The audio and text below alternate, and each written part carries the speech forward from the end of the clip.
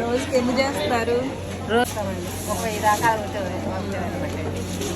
అంటే అండ్ ఆర్డర్లు ఉంటే కట్టాలి కదండి, అలాగే ఆర్డర్ లేకపోతే కప్పు మీద అంటే తీసేస్తామండి.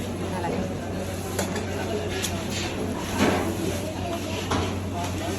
ఏ పని మీద ఉంటే అయిపోతుందండి.